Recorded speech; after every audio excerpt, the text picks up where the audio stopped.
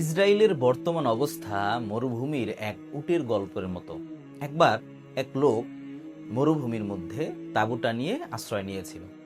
তো বাইরে থেকে একটা উট এসে বলল ওই লোকটাকে যে বাইরে তীব্র শীত, আমি শীতের যন্ত্রণা সহ্য করতে পারছি না, এই শীতের প্রকোপ থেকে বাঁচার জন্য আমার নাকটা একটু তাঁবুর ভিতরে দেওয়ার সুযোগ করে দাও, যেন আমি একটা গরম বাতাস পেতে পারি।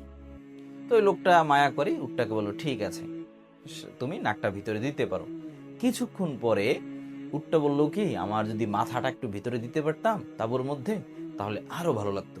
লোকটা বলল আচ্ছা ঠিক আছে, মাথাটাও দাও।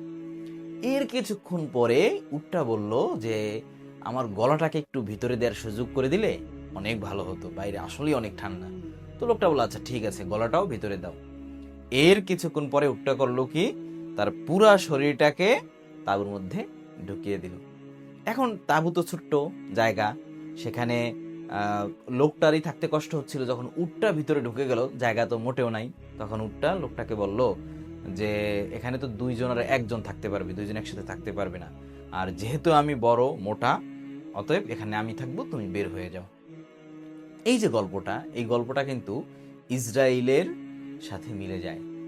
ইসরায়েল একটা সময় ভবঘুরের মতো, বেদুইনদের মতো, আশ্রয়হীনের মতো এখানে সেখানে ঘুরছিল। পৃথিবীর কোথাও তাদেরকে কেউ আশ্রয় দিচ্ছিল না। তো ফিলিস্তিন তাদেরকে মায়া করে, দয়া করে একটা জায়গা দিয়েছিল।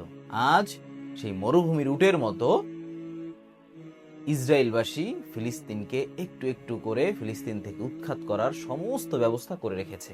আর বর্তমান অবস্থা তো আপনারা জানেনই, প্রতিনিয়ত নিউজ শুনছেন।